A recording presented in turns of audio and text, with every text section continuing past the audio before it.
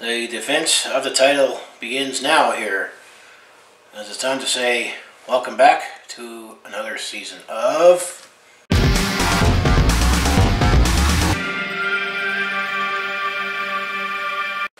Hi there, it's Brett Hornby here. Welcome back to another season of my Calgary Roughnecks this month. We're up to season 2 here, and as you recall, we were the champions back in May here.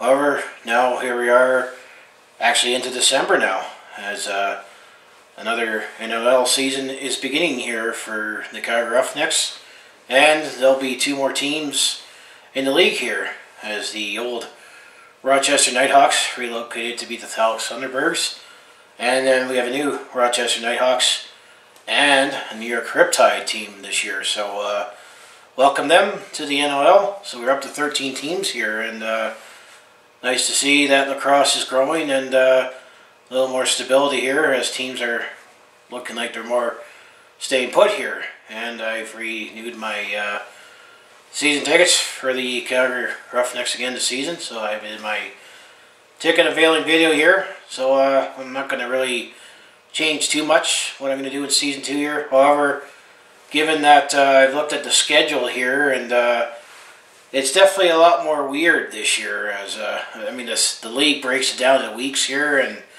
it works out nicely when I do that for Calgary Stampeders. However, I'm just going to call it by games this year, because as you'll see here, I'm going to, Calgary, especially to start off the season here, is that they played their first game here, and then they have 3 weeks off, and then they play 3 games in 8 days. So it's going to be hard to just break it into weeks here, because they might have weeks where they play more than one game here. So I'm just going to call it Game 1, Game 2. They play 18 games, and then with the new teams, there's actually now 3 divisions here, and I'll break that down here. So yeah, welcome to another season of the Calgary Roughnecks, and I mean, it's definitely a great value to go out to watch our other national sport here. I mean, obviously we're more obsessed with hockey, and it's all hockey, and you know, the Calgary Flames are the principal owners of all the teams that I cover here. But I'd like to give some light to the Calgary Roughnecks too, and I mean, you gotta remember, these guys, they play lacrosse. They don't make the big bucks. They make less money, I understand, than CFL players. So, but they're also, you know, more real, and I would say not more real, but they're definitely a lot more. They're more relatable to fans than, let's say, the big stars who make millions of dollars here. You know what I'm trying to say. But anyway, let's recap how November 2019 went for the Calgary Roughnecks here to start their defensive title here. And it's just they only played 2 games here. One was actually a preseason game, and one was their regular season game. So the preseason game, their only game was on Saturday, November the 16th here. I did actually wind up going to that game, and for some reason I had to use my phone and scan my code, because they didn't actually give me a ticket for the preseason game here. But I understand they were selling them for $5, and actually did have a pretty good crowd for a preseason game here, because I mean, it's only preseason. I mean, I don't go to, a lot of time I don't go to the preseason game for Stampeders in the CFL, but there always seems to be something that comes up, or you know, this past year, between the smoke and it wasn't feeling as well, that's why I didn't go to that game. But I did wind up going, but so the Calgary Roughnecks were taking on the Colorado Mammoth. That was a 7:30 ball drop at the Scotiabank Saddle, and that's the one thing to note here, is that games in Calgary this year started at 7:30. So all I'm going to say is I didn't really write down all my notes here. I mean, the Calgary Roughnecks lost this game 12-9, but it was only preseason here. But you know, you're trying out different players, different schemes, and I mean, Calgary had the lead there early, but then Colorado came back. But one thing that's going to look a lot the same here is that Christian Del Bianco, for the goalie for the Calgary Roughnecks, is looking strong, and then Dylan Ward, the goalie for the Colorado Mammoth. And I'm also going to go over the roster too, and we have a lot of pieces from the team last year that won the championship. I'm going to still say that yeah, we had a 10-8 record last year, but I think we underachieved a lot of the season here, and then we got the boost when we finally got Jesse King healthy and gave us that boost for the stretch drive and ultimately winning to the championship here. So it was a lot like that. I mean, it was Colorado. I also had a little vengeance on us because we did beat them in the West Final before we took on the Buffalo Bandits in the finals there. So that was just preseason. We lost 12-9, but you know, it was preseason. But it was still a pretty good atmosphere for a preseason game of lacrosse here. So game 1 of the regular season, and actually with my season ticket package here, actually I was given a code like last year for Bleacher Report Live, and actually I get it free and watch NLL games. So not just the Roughnecks, but all games here. So I'm able to watch the Calgary Roughnecks when they're on the road here. And the first game, they were on the road on Friday, November 29th. We were opening things up against the Vancouver Warriors. But this year we were starting the Vancouver Warriors in Vancouver at the Rogers Arena, 8 p.m. ball drop here. Calgary opened up the scoring and were dominated in the first quarter overall here, as we looked like the defending champs here. First goal of the season was by newly minted Dane Doby here, as we lost Dan McRae to the expansion draft here. So Dane Doby was the obvious choice to be named the captain here. Opens up the scoring. It wasn't until the 5.5 minute mark, and then actually the Roughnecks scored their first 4 goals of the game here to have a 4-0 lead up to the 11.5 minute mark. But then that was when Vancouver got their first goal here at the first goal past the 11.5 minute mark by Keegan Ball here. Logan Schuss for the Vancouver Warriors scored to make it 4-2 there before Dane Doby scored in the final minute of the first quarter here. So Calgary had a 5-2 lead after the first quarter, so we definitely were looking good here, looking like we want to keep that title here. Second quarter, Dane Doby actually got his hat trick earlier, 17 seconds into the second quarter. Second quarter didn't feature much scoring, but Zach Currier for Calgary and Logan Schuss, one of the top scorers for the Vancouver Warriors, scored, were the only other goals in the second quarter here. So Calgary had a 7-2 lead at halftime here. However, you could say Vancouver was having some bad luck. You had to feel for Mitch Jones for Vancouver in this game, as he hit lots of posts here.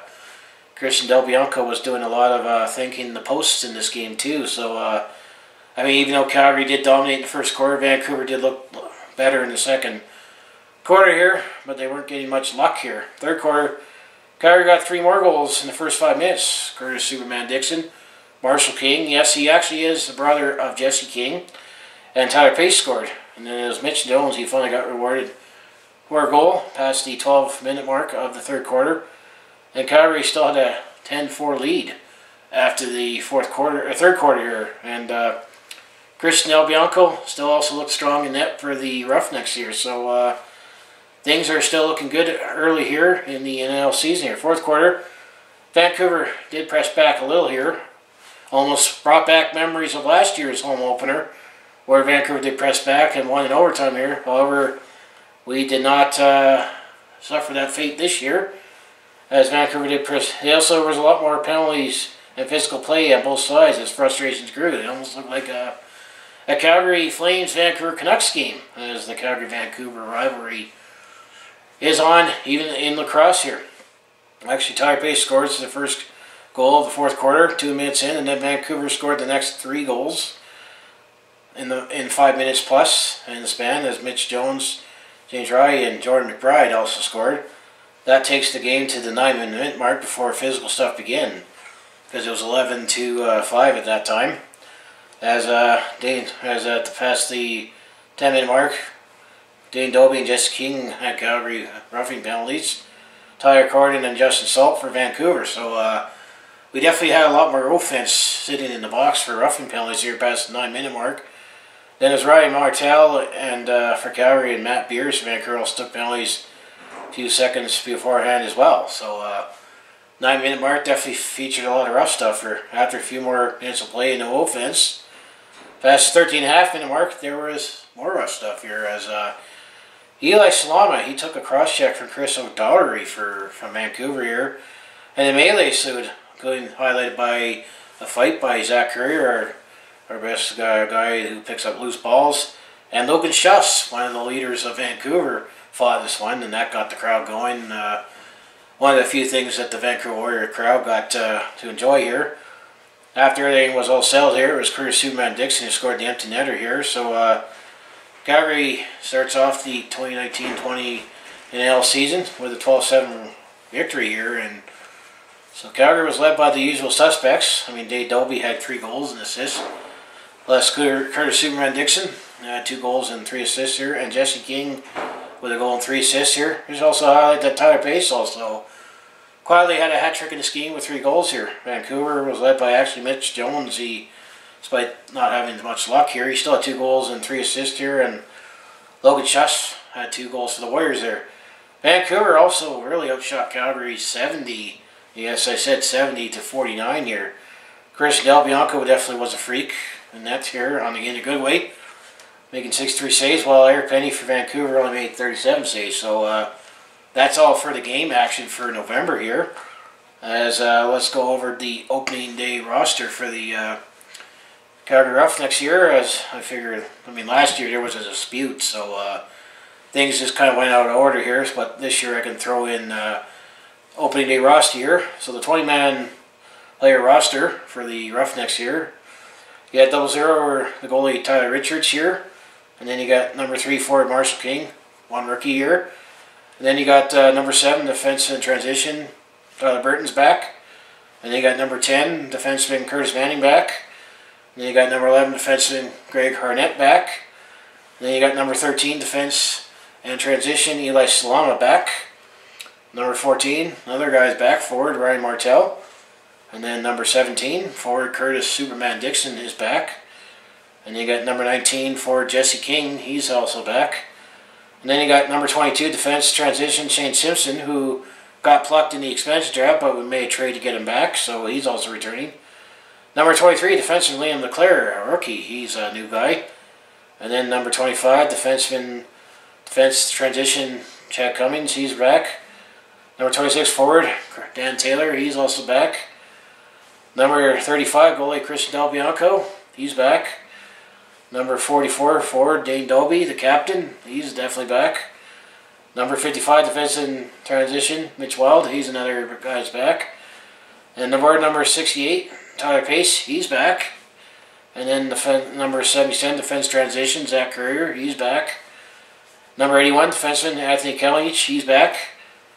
And number 94, defenseman transition Tyson Bell, he's also back. And the last player, number 97, forward Hayden Dixon, he's also back. So we have also basically on our active roster, other than 2 rookies, we have many guys who are back, who were on the team that won the championship for us last year. However, now you're about to say, aren't you missing 1 player? Well, I'll get to that in a moment here. As the practice roster, we have forward number 15, Travis Getz. He's a local guy. He played in the preseason game, so he's a new guy that's on the practice roster. Also another new player, number 42, goalie Landon Kells. He didn't play in the preseason game, but he did dress there. And then number 47, forward Sean Tyrell. He's back, but he's been up and on and off the practice roster. And then number 66, defenseman Nick Scott. So that's the 4 players on the practice roster. The whole roster will be in the description here. Now, we have injured reserve. Reese Calley's number 2 defenseman is on there. And now, you're wondering, where's this guy? Well, he's on the PUP list, the physically unable to perform list. The overtime hero, number 18, Reese Dutch. So we don't know if we'll get him back anytime soon here, but he did score the big goal for us, and I think that was one of the reasons why he was not claimed in the expansion draft there. So in some way, maybe this injury was a blessing in disguise. Hopefully we'll get him back in the regular season sometime. Actually, one of the things that happened during the preseason game, we were able to meet Reese Dutch, and it was Tyler Richards that I had a picture of. I had to do the 3 for the championship. I asked them to do it, and they were worried about gang signs there. I'll throw that picture in that video as well. But yeah, so hopefully we're going to keep this cup here. And actually, the one thing that's also new in the league here, apparently, I forget, All Our Mates Are Bank, I think it's called. Apparently, what they're doing, that they mentioned on the Bleacher Report here, is there's 5 Canadian teams, and apparently the team with the best winning percentage will get the All Our Bank Cup here for all Canadian teams here. So we're on a good start with that cup too. So anyway, now let's look at how the standings are going to break down here, as it's not East-West anymore, because there's only 5 teams in the West, and now you can say there's 8 teams in the East here. And just like before here, there's 3 divisions here now for the NLL. So in the East Division now, there's 4 teams here. You got the New York Riptide, the new team. Then you got the New England Black Wolves, the Philadelphia Wings, and the Georgia Swarm. They all comprise of the East Division here.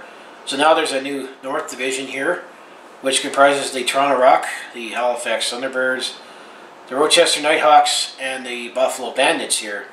And actually the one division that stays the same is the West Division. Features the Calgary Roughnecks, the Vancouver Warriors, Colorado Mammoth, Saskatchewan Rush, and the San Diego Seals here. So how the playoff seeding is going to work here is that division winners will take 1 through 3 into the playoffs. So win the division, you get either the top 3, and it's obviously ranked by record here. Then you have the division runner-ups, so second place in each division. They'll take 4 through 6 in the seed here. And then the wild card, 7 and 8, will be the next 2 best records after that. So I'll recap. You got the division winners will get 1 through 3. Division runner-ups get 4 through 6. And then the next 2 best records will get 7 and 8 for wild card. And then the playoff formats is 1 through 8, 2 through 7, 3 through 6, 4 through 5. That regardless where they rank in the division here. So we could play, let's say, Georgia in the first round, and then we play Saskatchewan in the second round, and then maybe play Buffalo again for the championship. So it's obviously going to be, that's how it is. First 2 rounds are a single elimination. It obviously gets reseeded after the first round, and then the championship is a best of 3, like it's always been the last couple of years, with the higher ranked seed getting home field there, and that's what happened last year, as Calgary was the lower seed, but we won game 1 and won game 2 at home here. So that's the new standings and the new playoff format. I'll put that in the description as well. So looking ahead here, well, Calgary played on November 29th here. Their second game is not going to be until Saturday, December 21st here. That would be the home opener, and that's when we'll raise the championship banner, as we are hosting the Colorado Mammoth. Ooh, that's going to make them a little upset because we beat them in the West Final to get to the championship. That's a 7:30 ball drop at the Scotiabank Saddledome here. Then game 3, what happens on Friday, December 27th. Suddenly we're going to play a bunch of games here. Calgary's on the road. They'll be taking on the San Diego Seals here at the Pechanga Arena. That'll be an 8 p.m. ball drop here. And then game 3 will be on the next night, as the Calgary Roughnecks will be hosting the Philadelphia Wings. So that'll be a 7:30 ball drop at the Scotiabank Saddledome here. So after not playing for 3 weeks here, they're going to play 3 games in 8 days here. And also, I believe also how the schedule works for the Calgary Roughnecks is we get to play our divisional rivals twice, including and a couple 3 times, and then we play everybody else at least once. But one year we'll go there, the other will come here. For example, we did not play the Philadelphia Wings at home last year, but we'll get to play them at home this year. And I think we did not play the New England Black Wolves at home last year, but we will this year. And we played the Georgia Swarm at home, but we'll have to go there this year. So that's how the schedule works here. So yeah, this is welcome back to Season 2 of my Calgary Roughnecks this month. So if this sounds like everything you enjoy on my YouTube channel, when I recap Calgary sports, the Roughnecks, as well as the hockey team, Slains Hitman, and I'm all done recapping Calgary Stampeders for another season here. So if that sounds like everything you do, just make sure you hit like, subscribe, and I also do some personal vlogs and share some senior videos, moments of sporting events. I'm including, I'm going to plan to record the banner raising when we raised the championship banner, our third championship banner in Roughnecks history here. And I do share some senior videos when I'm on the road here, so if that sounds like everything you do, just make sure you hit like, subscribe here, and I say welcome if you're new, and welcome back if you're returning to, listen a little bit about our local lacrosse team. And it's definitely, more people have playing lacrosse in the city here since we got the Calgary Roughnecks back almost 20 years ago. So they've definitely been a big part of the community here for almost 20 years. So I'm going to say welcome to our season, and let's hopefully, we're looking good so far to defend the title here and go, and I'll see you in the next video here.